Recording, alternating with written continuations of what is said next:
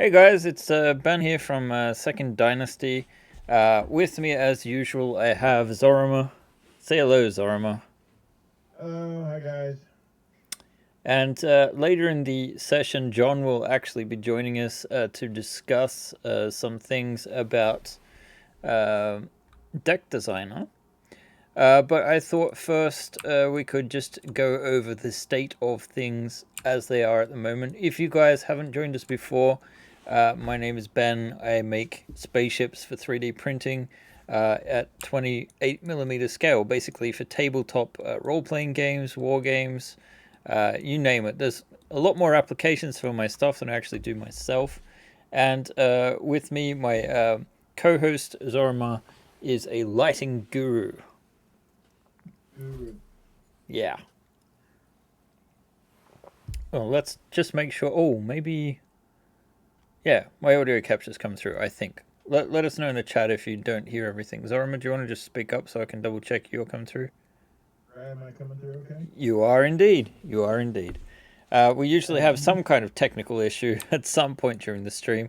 Um, in case you're wondering what's in the screen, this is Autodesk Maya. I have a bunch of stuff currently hidden, but basically this is my... oh, my camera's not on. Let's see, let's fix that.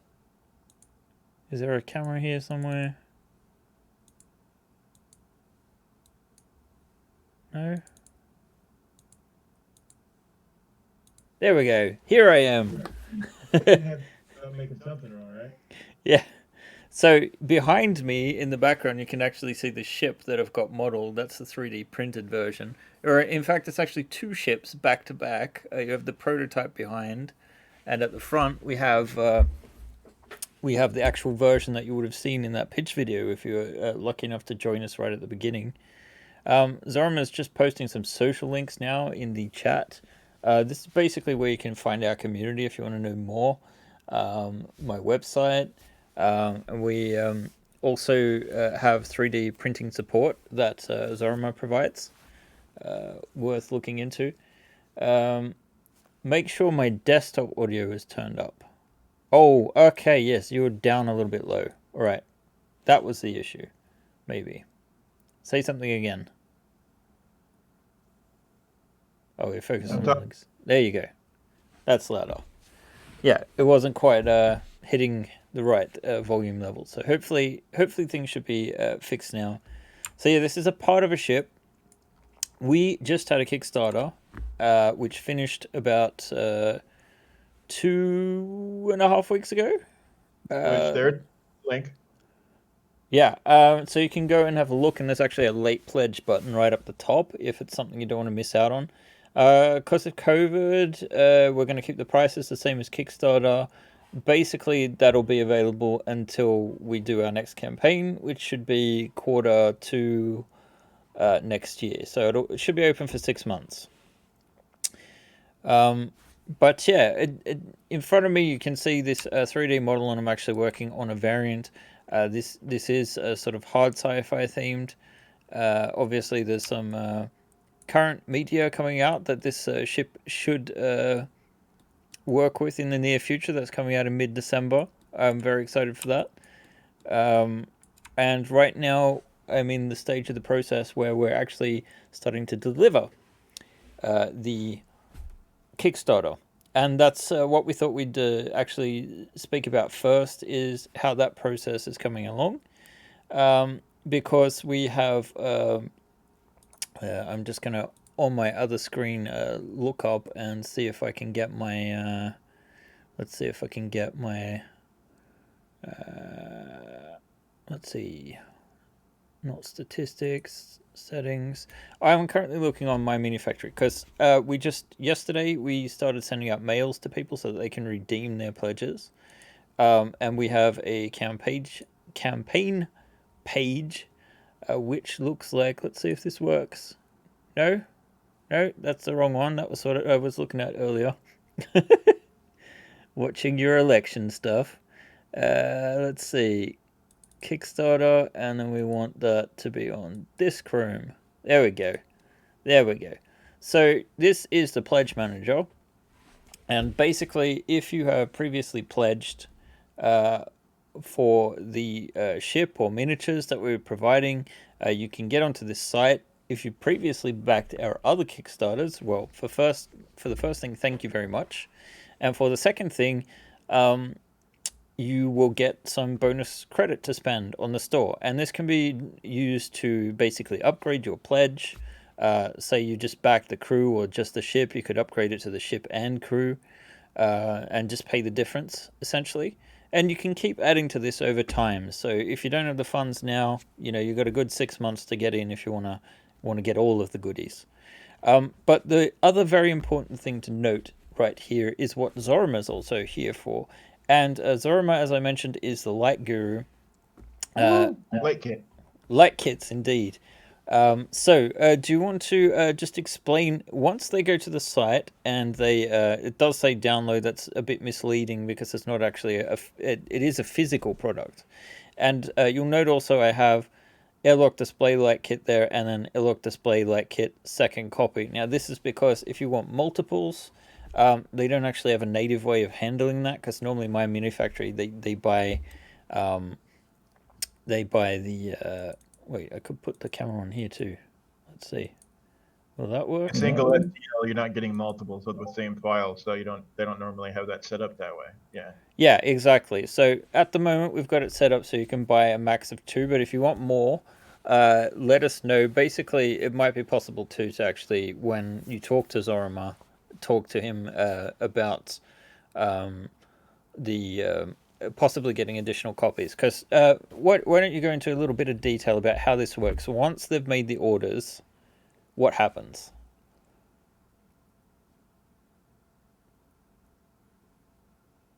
You asked me to do that, or are we doing that? Is that? Yeah, I'm asking you. But I can say, like, every Friday we're going to export a list of names of the people that have made the orders. But what's the next step? What's the deal where you come in?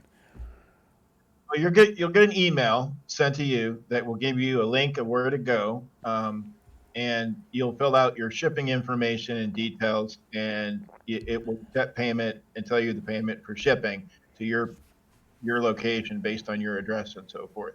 So it'll be a web link that takes you to that page, and you can select, your various things that you've already paid for here that you want shipped to you, like an airlock kit or an engine kit. You can just pick it off, and it'll basically package it and give you the shipping information of costs, and take charge and payment and all that stuff for the shipping piece only at that time.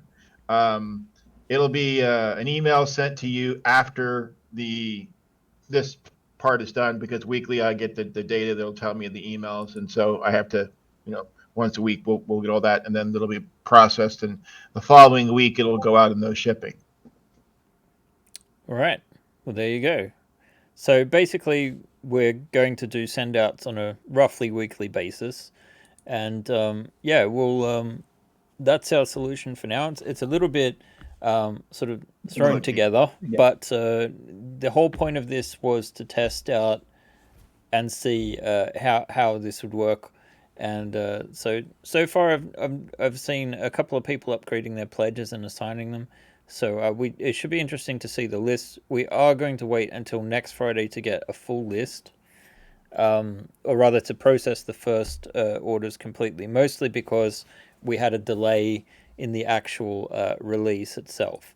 And that was basically just due to the fact that we had a little bit of a scandal. No, not really, but we had something that our Discord community is calling hashtag Avocado Gate. Basically, it came down to our co-partners at MMF, our contact person, Nebo. He managed to have an accident with a knife and an avocado, and ended up having to go to the hospital, which led to some delays. So yeah, John's there with the avocado emojis. I think that may be a thing in the future. He is okay, of course, Nebo, and they have done the rollout, and at least 400 of you so far have already processed your pledges. There's about another 500 left. Some people have said that they have been having trouble getting their emails. And this is what you can do is look in your junk email folder and make sure it hasn't wound up there.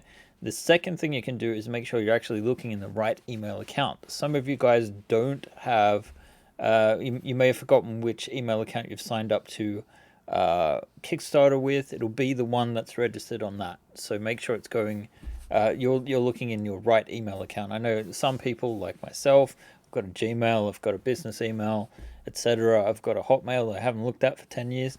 Lots of people could be in different situations, so that could be one reason. And then if you're still unable to get it, or if you look at your pledge and you haven't got the credit because, say, you backed Starship 4 and you haven't got $10 of credit, or say you backed more than two of my campaigns and you haven't got $15 of credit, then what you can do is mail to info@myminifactory.com.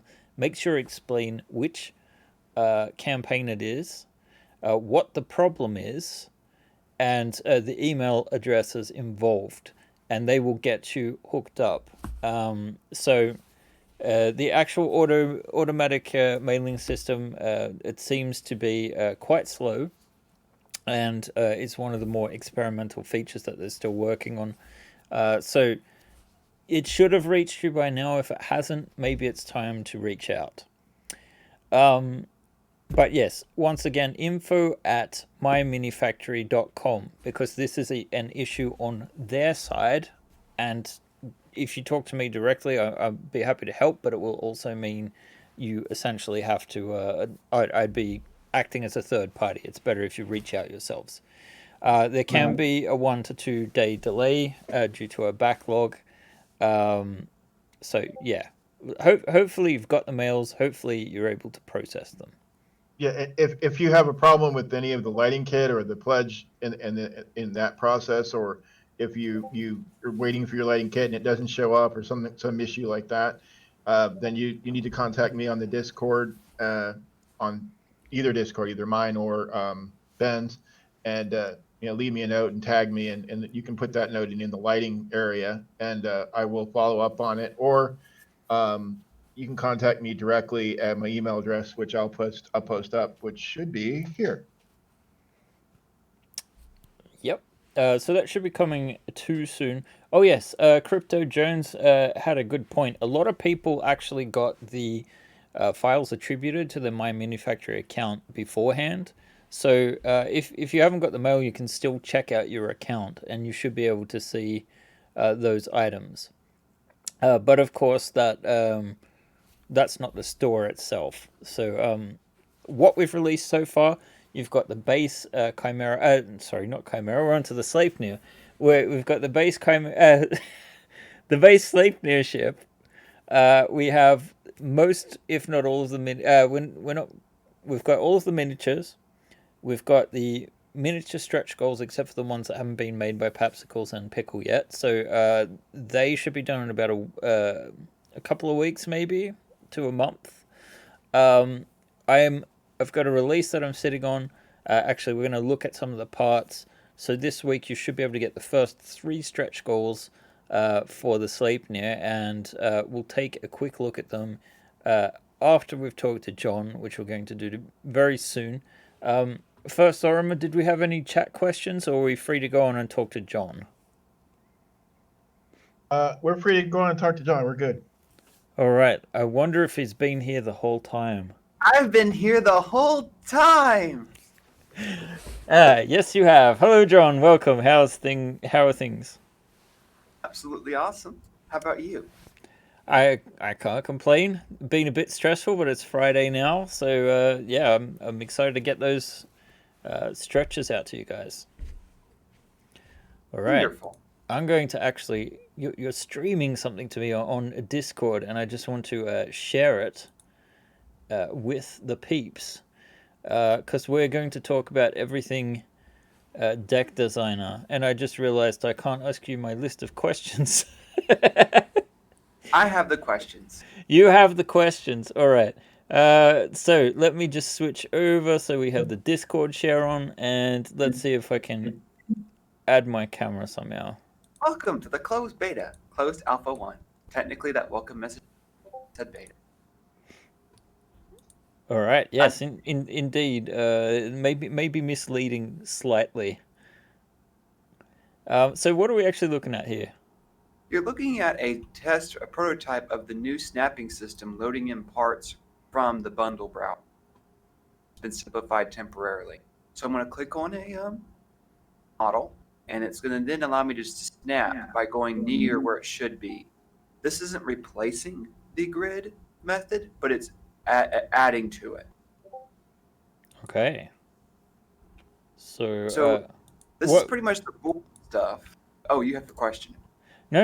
I'm wondering, is this the full version of deck design we're looking at? Absolutely not. Of course not. That would be awful. We wouldn't want to worry people a little bit. But why then?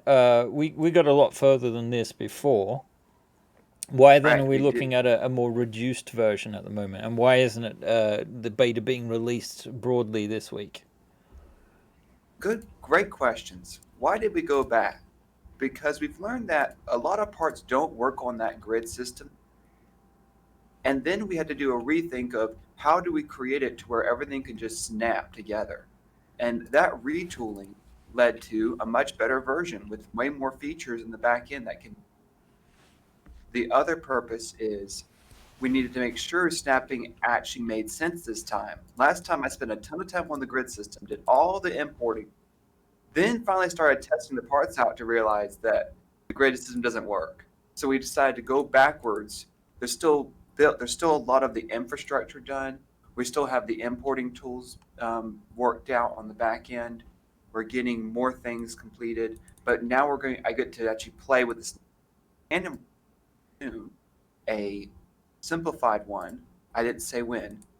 That will show how to use the snap system with a few extra parts in. I see. Did I have any other good questions for you? I'm pretty sure I did. You did. You had. What was the potential? How does snapping work? So when we import a part, the person then specifies all the snap points. You click around and it will tell you, okay, add that snap point. And Now, you wait a second. Is that something that people can add in deck design, or is that for our side of things? Both. You can add snap points, parts you import yourself, and for parts that come from Second Dynasty or from other providers that you join on, they could specify their snap points to where you're not going to be worrying about. It kind of sounds like we end up with more features than we originally intended. We do. We have way more features because of this, and several extra pieces. For example, what about the clip system? Is what you're going to ask. Yeah, exactly. Because OpenLock is like probably one of the more common lock systems, but there's like DragonLock. There's I'm blanking now on the different lock systems, but there's a ton of different lock solutions, magnetic locks, all kinds of things like that. So, can we deal with that? Absolutely. The system is clip agnostic. It doesn't care where the clips come from. It just can work with it. And the snapping works even to where it can tell the difference between the two snapping things. For example, when I specify these snap lock points, I specify them as open lock. So we can say there are 5 points where an open lock system connects to a dragon lock system. You can choose to override the clipping system, and then you can print. I believe they actually are just simple clips that modify between the two, correct? Yeah, like it's an adapter clip. I am now in the middle of a maze from Windows 95. Yeah, it does have that kind of feel to it. It is very cool to kind of get in first person and check things out, because even in Maya, it's like you've got stuff in the way. This is, I guess, the beauty of having a game engine that it's originally based off, right? Yes, this is based off the Unity game engine to help. And the fun part is I love the fly camera. It lets you. I think you cut out just a tiny bit there. It lets you do what? I love the fly camera because it lets you do so much. It lets you do like you still do the far reaching one, or you see the whole part. Now the fun part is when you don't have right click held down, WASD instead does like a pan over that one level. Ah. So it doesn't go out that level, and it will be sped up. It's a little. Very nice. Yeah, I'm You can liking. trade I'm for liking the stuff. way things are looking, and John has been beavering away for a very long time on this. I think you're like almost. Have you reached day 70 of your streaming yet? I'm at day 71. I don't know. Uh, but we're going to, your next question was, how do I envision the beta to be? Yeah. I want transparent beta. I hate when people just release, oh, we're working on it. Thanks for checking up on us. We're working on it. Thanks for checking up on us over and over and over again for like months. And I've been on Kickstarters and back Kickstarters that felt that. So I wanted to make sure that people know what's going on. We have held off on releasing this one due to the confusion it could cause for people. Like, what is this? Why is Yes, there only because four walls? technically we could release this now and you could test it out, but we're concerned that people that haven't watched this stream or haven't read the updates, people, this is one thing you really should do. I've had a number of questions on the Kickstarter updates where people have literally asked information that is in the update in the comment section of that update. So, but no, the we don't want to. We'd like to have more objects, right? And we'd like to give you things to play with, but we don't want you to get a mistaken impression of what to expect. Absolutely. The other fun parts. Oh well, I'll just leave that. It's decorative. Okay. The other main parts is we want to get those STL imports in for people to play with, the ability to import their own parts and actually try them out. The first part of the beta, though, is focused on building things with the Sleipnir parts, and I want to make it to where people have Sleipnir parts to work with and fiddle with. So the main goal is to get to where the whole entire Sleipnir is built in the tool correctly. And then the second goal after that is actually instructions, the instruction tutorial mode. It may seem weird to focus on that mode, but as we create more variants of the Sleipnir, we want people to be able to use the tool for its main end objective, helping them print and learn how to assemble alternate Sleipnir build. Then we'll open it up more. Yeah, this was always going to be a process that was going to take months of work, and John's already been doing so much work to get to this point. But it is wow, that's getting crazy. You guys will be able to envision things that might be impractical in reality. I can't stress that enough. That well, that's not going to work, John. Open lock can support it. I'll add some steel beams. Yeah, exactly. If we had super materials instead of PLA, maybe if you change the kind of plastic, you could get some of that, but it would definitely be bending. I'll just drill straight through here, all the way through all this. Yeah, Keep drilling, just keep drilling, and then attach it like a bolt to the. It'll work. I noticed that the bed is kind of infinite as far as the screen. Uh, is it possible to set it up for a table length or size so that you could know what you had towards filling the table on a ship or something? Absolutely, we can Or specify the grid is adjustable. figure out if it fits or not. I actually have the grid adjuster already built in to where this can rescale itself to whatever size you want in real. That's Just awesome.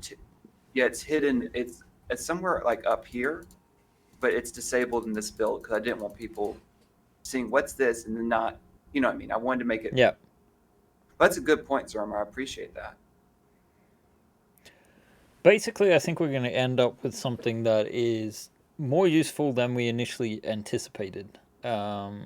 Because it's originally it was just designed to make builds easier, and it'll also help make instructions easier. You guys will note that the Sleipnir instructions for now are just a traditional PDF with renders.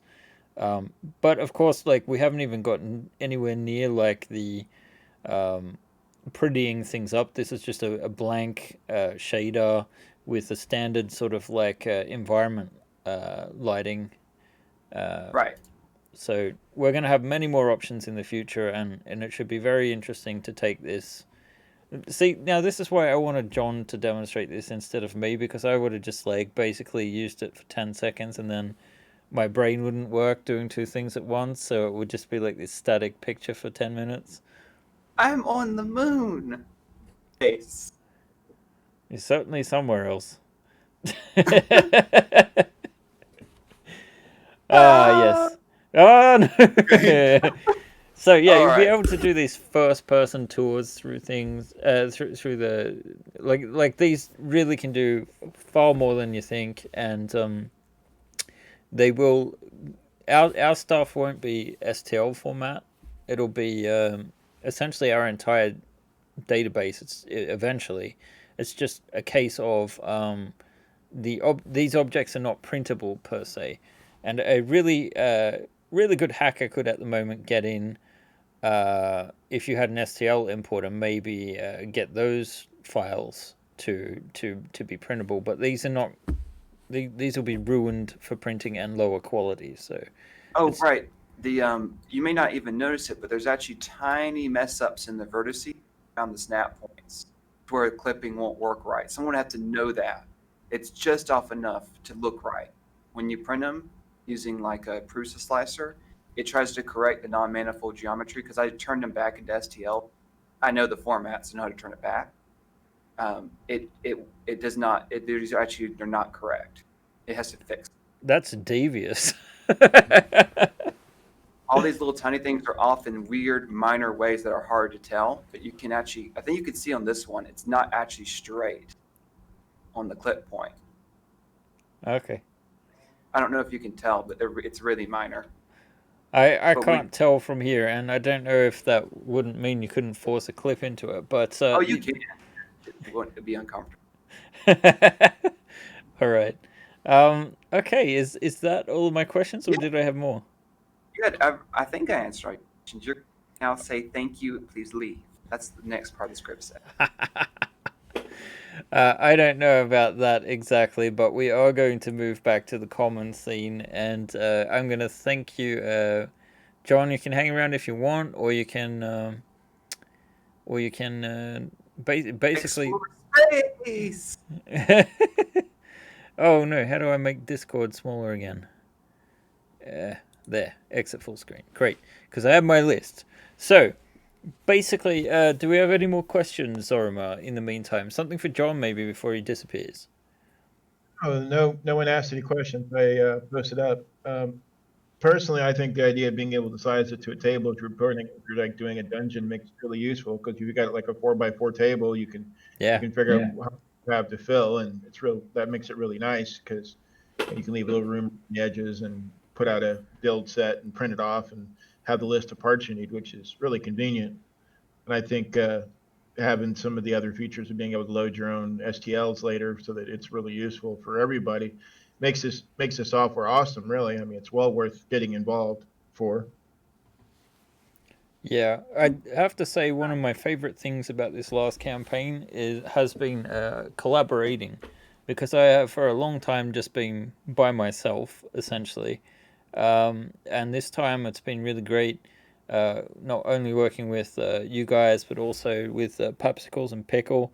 I'm sure I'm leaving someone out, but yeah, it's not only helped me be more creative, but it's also helped de-stress me in the sense of we've spread things out a little bit more. So already, for example, today we're gonna have the first three stretch goals finished for the Sleipnir, which I thought I would demonstrate now. As you can see, I'm actually working on the uh, the railgun feature of the variant, which attaches to the nose this sort of built-in weapon. So what I'm currently doing is actually working on it to increase the detail levels just a little bit. It's hard to tell from the renders, but I was working on putting some symbols in here. I was thinking of putting a magnet sort of symbol in there. Um, but before we go and look at that, because that's something I'll work on today, I will show you guys the other two stretch goals that are ready for release. And these are actually already being thrown through Prusa Slicer, fixed, and should be ready to put in a zip file uh, pretty soon, like later today. So our first stretch goal, if we go back to our, let's see, our Kickstarter campaign, the question is if I go back here. Yeah, okay. So if I go back to the Kickstarter page, we can see here a list of all our stretch goals, and then further down, they should start over with a little bit larger graphics. I could probably just briefly go over the add-ons of what's available. Anything that's appeared in a previous release, that is to say Starship 1 through 4, is currently available today on the Pledge Manager. So if you have them in your pledges or as an add-on, you'll be able to download and print those today. The spacesuit miniatures have also been released. These ones don't have built-in supports, just so you guys know. I don't know if we'll get some supports made in the future or something like that. We'll see. The Pegasus and the Cerberus are going to probably be the last things we deal with. Second to last things we deal with. The Starfighter Pack 2 will be the last thing.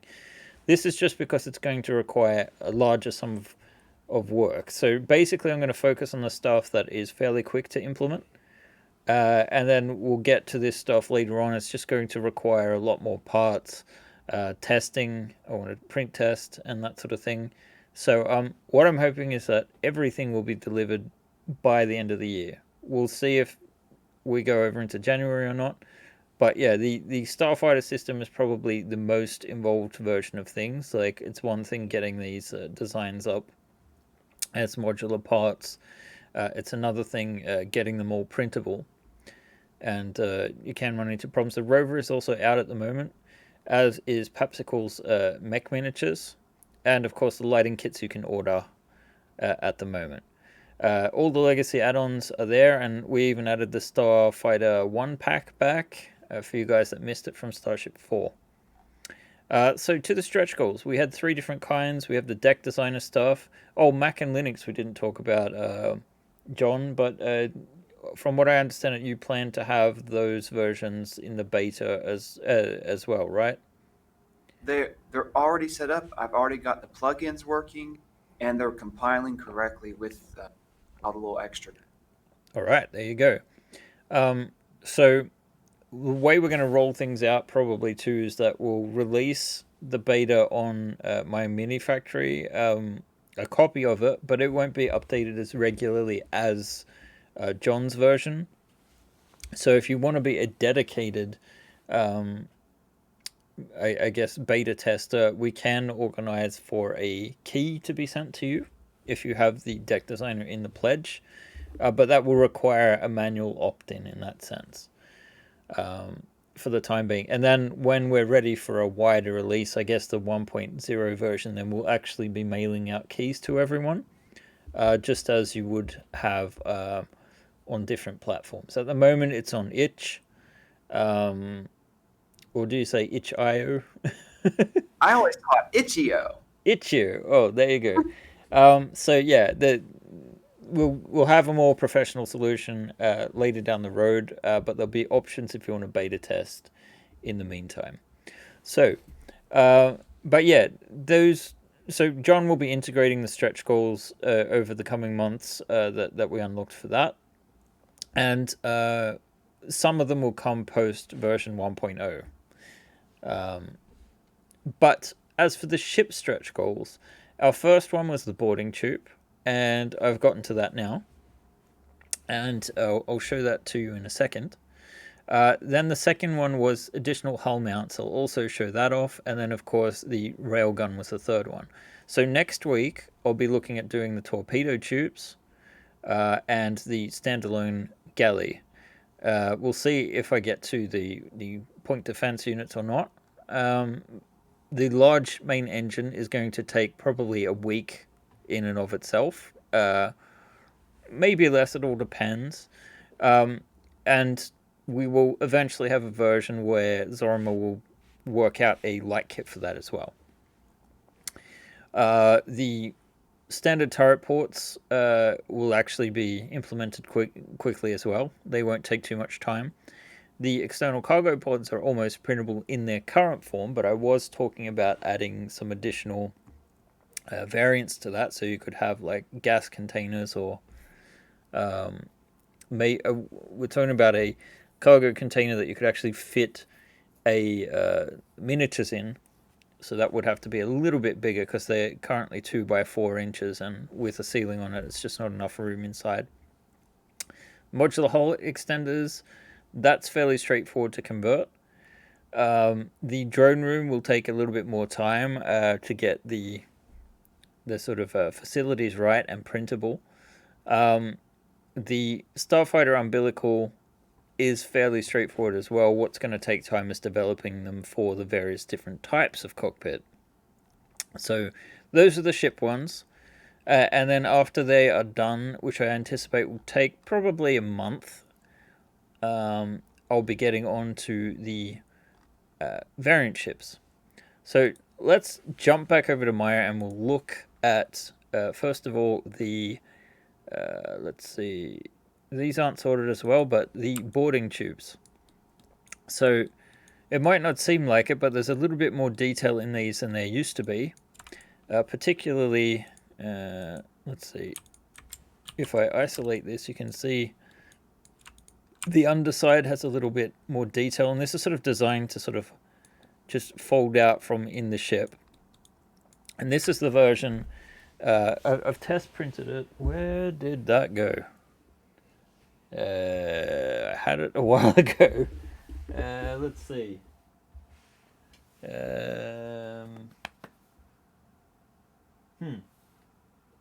Oh, you know where it is. It is. Hang on, let me just get this all untangled. We'll create more tangles. We'll see. I'm freed up. Here it is. I put it between the ship and the other ship. So, yeah, I test printed that out, and it comes out all right. It is one of those things that'll probably look better with a very fine-tuned printer. It did look a bit better using Zorima's profiles, but I did have to adjust the temperatures a little bit for my situation. I basically need to have the pad on all the time, and the nozzle running a little bit more hot because of my geographical location and the ambient temperatures, which are only about 21.2 degrees right now. So essentially, if you've got your bridging done right, this prints out quite nicely at 0.015. Then we have a folded up version, which will just fit in this slot as well. So this would be the retracted version. And then we have an accordion version, which is sort of closed. Now this is designed to print standing instead. So whereas the other one sort of like just sits on the bed, this one will print standing up. You will need a couple of supports if you want to have these handles. I'm thinking about angling them, but at the same time, I kind of maybe want to do a solution to where you have 2 of these facing each other, and it's like 2 ships are actually joined up, so there'll be an open or clip on either side. But yeah, I thought these bare frames actually worked really well with some Glad wrap, which is what we had just in the background on the set. I just did a really quick job, just wrapped it around and stuck it in. If anyone actually put more than 30 seconds into the job, you could make it look really good, I think. Using a transparent filament would be really cool though too for the when you print it totally, Yeah. and then just paint the crossbars. So That'd be you can see this this section here. I'll actually provide a version where these are separate, so that if you do have a multi filament printer, or rather if you have a multi-material printer, I mean, you could actually print that as one with the clear stuff in the middle, or a different color at least. That would be awesome. Yeah, that's no real issue. So I'll have to remember to put that on. And then the next part we're going to look at is the side racks, I just called it there, but really we're talking about additional mountings. And the point of this was to add, I think Is that there or was it here? Just trying to see. I think they've got the parts in there. Yeah. Okay. So we have the racks here, which are for the PDCs that are existing. So if I put on the, sorry, not those ones, but upper PDCs, you see they fit in there. So what these additional, what did I call them on the actual website? They're called additional hull mounts. That's kind of descriptive. Great. You can see that we've just taken away the features on these walls and added in the same kind of mount, so that either you could add a second set of PDCs. Basically, if you wanted, you could have forego the cargo bay or lift it up with the hull extenders and have 8 PDCs around the main hull of the ship if you want. Or this is what we're going to use to mount the torpedo tube racks. This is what I presented when I was doing the render. Hey, Rax 333. So what I said was I'd have additional parts of the ship, and that's what I've done. So we have this part here, which is here. We have this part here, which basically we're replacing this sort of flat features with additional mountings here. So these aren't quite in order, but it would be something like this, like that. Oh no, sorry, it would be like this. And then this one comes in under there somewhere. So that's very, very rough, but we add the option. So the difference here is you actually get, see here that it's just a 2-inch wide section, and these are actually 3 inches. So for these ones, we just make these parts modular, and they snap in as usual, like the other parts. And in fact, these are the hull extenders. So I've done a version of this already available as a part of the whole. What do we call them again? The whole mounts. So you'll be able to fit the upper kind of PDC if you wanted, or torpedo launchers. So you'll have the option, essentially. Yeah, that's basically what that does. So those are exported at the moment. I've got them in Prusa Slicer, but I haven't converted them yet. Let's see. Did we have a question, Zorma? Yes. One of many more is asking. He says he's got the collector 4 and all in 5, and he's missing. Wants to know if he's missing any of the minis because he wants to pick them up. Asking because of some of the pledges don't show up in my mini factory, so he's basically not seeing his minis, and he's curious about that. Yeah. So this is because anytime we change the price on my mini factory, we actually have to make a separate copy of the file in question. So that means that, for example, the Kickstarter edition of the Scout Ship Beta and the Transport Delta are not in your library if you had them in Collector 4, because they're not the same product technically, because we've added the stretch goals that we had in Starship 4 for those 2 ships. So the Shuttle Alpha will turn up because it's linking to the same product. The other ones won't. So you'll need to actually visit both campaign pages if you want to download everything. It's not all going to be available on the Starship 5 page. But you should have access to what is available. One of many more, if you actually let us know which miniatures are missing, that could also be helpful in diagnosing the issue. Crypto Jones is asking whether or not they can still upgrade their pledges, which the answer is yes. But Vito? The answer is a big yes. We've designed it that way so that, in fact, if you just went for the deck designer and you're like, oh, but those crew are nice, you can upgrade to the deck designer and crew. And then if you're like, oh, maybe I should get a printer that can print the ship, you can keep upgrading essentially over time. So as long as it's going up, You basically pay the difference between pledge levels. That's how it works.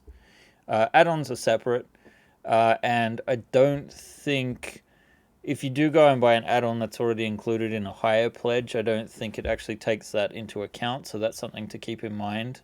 It might be better to upgrade a pledge rather than get add-ons and then decide later you want it. So that's one of the drawbacks. It's only upgrading the pledges, and it's just one of those things that would be very hard to keep track of. All right. Lighting kit do an add-on to price as long as you haven't done the full pledge, and you can still go with the pricing.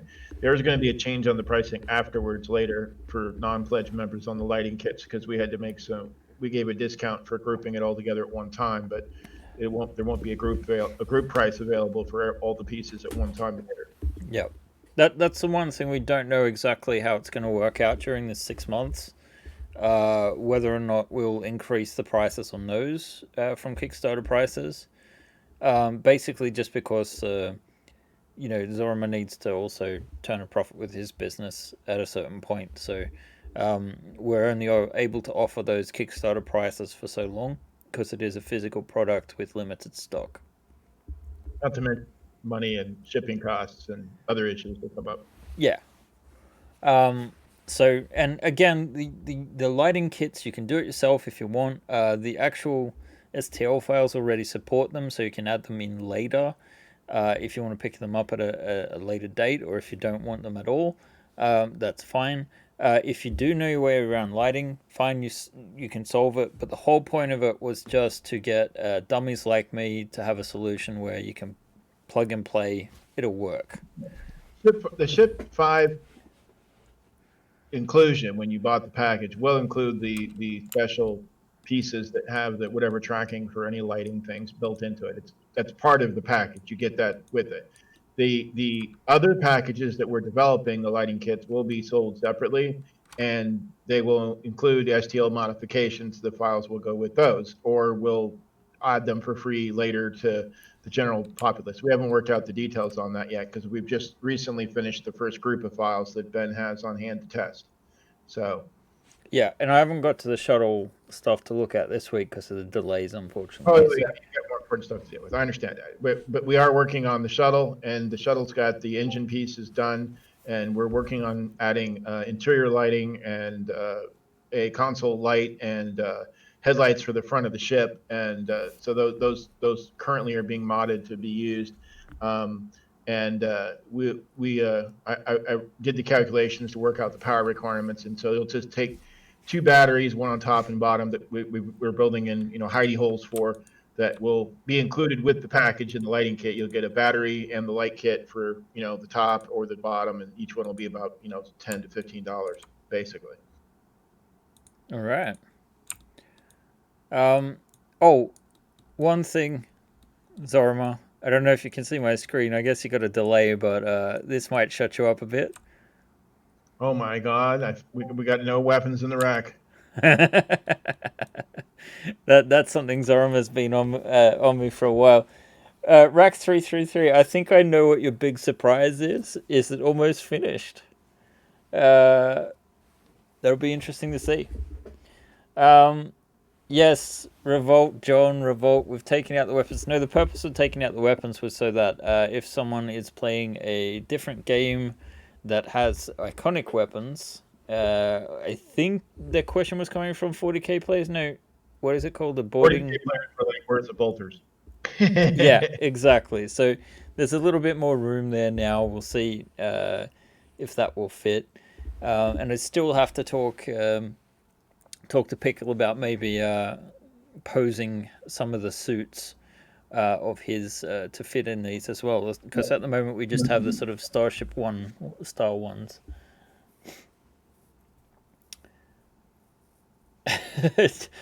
All right. So the base are sizable. Yes, that should be interesting to see, Rex 333. You definitely have a very large project. There are a couple of people in the Discord actually that have very, very ambitious projects. So, yeah. I think that's going to be a characteristic, Ben, of your STL files because anybody that's willing to print something this large and go to all the detail to build it and play with it is basically going to be a very ambitious person. Yeah, I think that is fair to say. So we've got 10 minutes here. I thought I would discuss a little bit what it takes to get an item to actually be printable. I'm probably going to play with this particular piece just a little while longer, just add a few smaller details to the parts. It's only a two-part system. We've already got quite a bit of detail in some places, and this isn't even detail you'll see on the inside of the ship, really, because you'll take the top off. But to get something printable, we need to check a couple of different things. The first thing is we need to delete all the history of the geometry. We should also probably name this, and I might switch over to a display capture instead, so that you guys can see windows and things.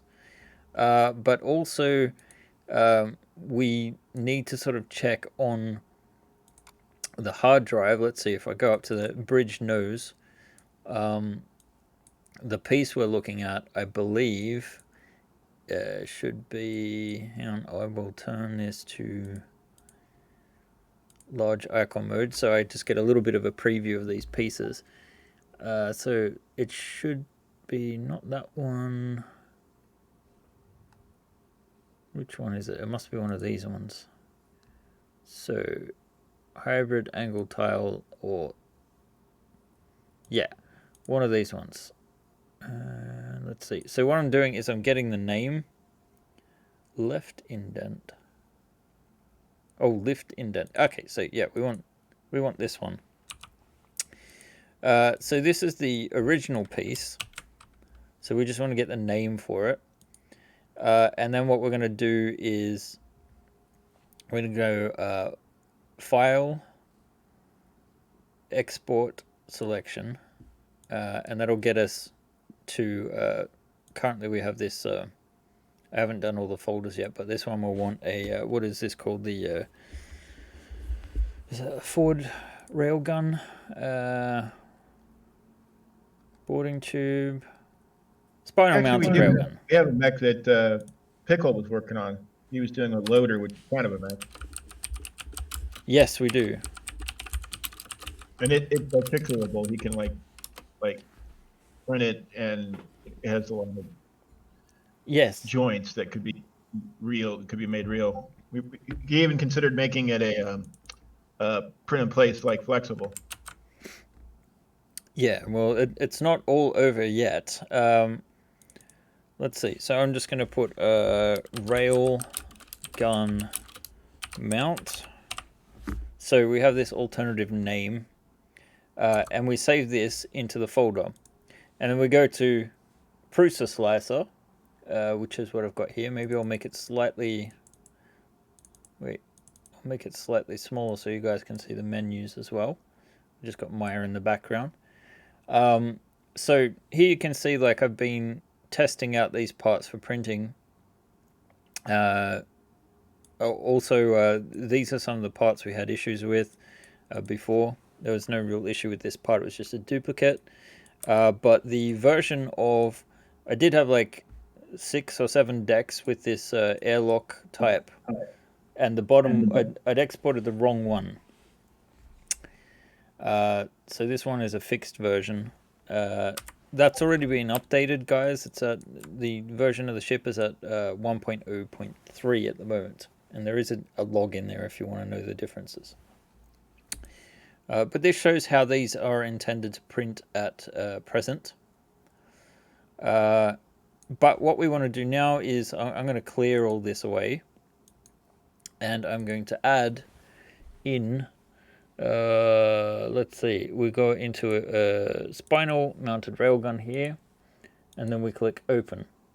And so when I open this up, I'm looking for a few things over on the right hand side. One is that I haven't got a little orange thing coming up, and that probably indicates that it's manifold. It says down here manifold just under my logo. Let me just move that briefly. So you can see down here it says yes. So manifold is a term we use to describe when a STL file is air or watertight, if you want to think of it. It doesn't have any leaks. So that means that every vertex, every edge has to be welded together and that there's no holes. Basically, you want to make it so that if you're thinking about resin, it would mean that there's no hole in the corner to sort of leak resin out of. And in FDM, it's just basically so that it understands which side's facing in and what's out, and it can make sense of the model. Right now, that's looking good, but there is a few issues here. I like to get this model in an optimal position for printing. And in this case, we're looking at which surfaces we can make. Let's see, if we turn this, first of all, to the position it's in on the ship, we get this. Now, this might actually print as it is fairly decently, but it's going to be fairly top heavy. And in fact, if we look at the details on it, we can see that well, when we print things out, we've got to think about the angles of things, right? Because you don't want to have overhangs. Now, these overhangs aren't so severe that you would need supports. Generally, they don't come out far enough. We could try putting it on its side, but then we would have some overhang issues here with this sort of triangular shape. This would probably make it all right, but it is a bit steep. So the optimal way to print this piece would actually be to turn it upside down so that it basically stands on its head. This will give us a very stable base. Even these parts that might have printed out just a little bit droopy, because that's fairly flat there, just a little bit, right, is not going to be an issue. So this would print very, very nicely, I think. So the next stage is we test the slice now, where this actually does some calculations, and we get the layer by layer details. Now it's finished thinking, and this is actually with Zorma's profile for Prusa for the. I do have a Prusa slicer, and you do have profiles on your Patreon that are for free for our stuff. Yeah, If you want to link that, basically there if you go to my either to my Discord or on Ben's Discord, it's posted, and there's also I posted earlier in the stream, and I'll post it again here at the end. Links to go and get these profiles if you're interested. We do a Cura profile, and we do a well, Prusa slicer profile as well, and they are designed to give the optimum look to the print and the best detail for what Ben's done. You can use different settings, but they're just the settings that we've used for testing and for setup. So you can yeah. have the same settings for ease of use. And I'm actually trying out Prusa Slicer 2.3, which is in alpha at the moment, which has some nice surfaces. The big thing is the monotonic top fill pattern. And that's actually going to take the hot end when it's finished and actually kind of melt the top layer together a little bit and just have a nicer finish. So that's the main change from, you can see here with the little arrow pointing backwards to revert to the default of the profile. The other thing I had on, oh no, that was on my last print. But you may need to turn bridging on for some of them, especially those boarding tubes. It may slightly reduce the height of the print. I don't know enough about it at the moment, but I don't think it's going to be The answer is an no. It issue. doesn't. It's the height of the print. It adds shell layers, which it then heats and smooths.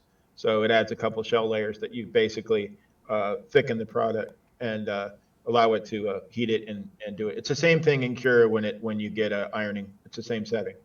Yes, awesome. I'm looking forward to seeing how that actually performs. So we have the orientation here. Now, just because this looks great in Prusa Slicer does not mean it's going to look good in Cura. It may be a case of, let's see, if I go back here, you can see here that my X, Y, and Z are actually in the positive with a 1 being 100% scale. But if one of those had been minors, it would actually tell the STL that the faces, the outward facing faces, are actually facing inwards, and Cura gets confused by that.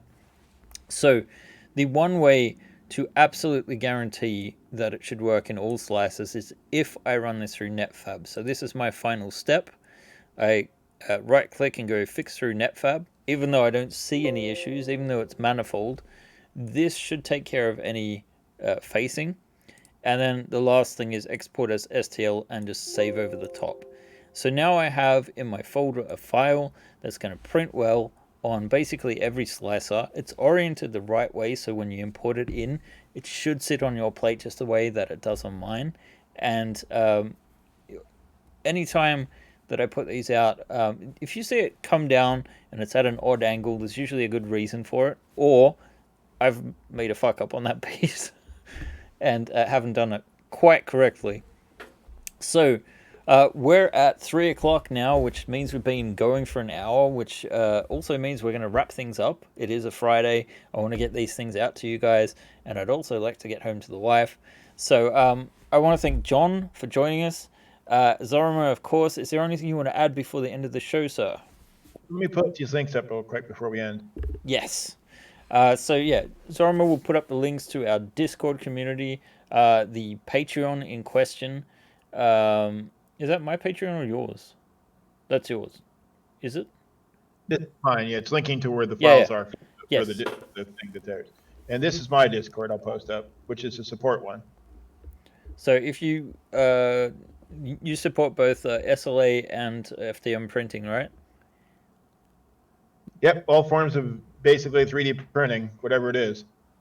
So basically, if you've got one of those harder problems to solve, or if you just don't want to do the whole, search Google for 15 hours, if you want to actually talk to someone that has a great deal of experience, anyone that's had an FDM printer especially will know that sooner or later something is going to stuff up and you're going to be tearing your hair out. Zorimus the guy to turn to get that help.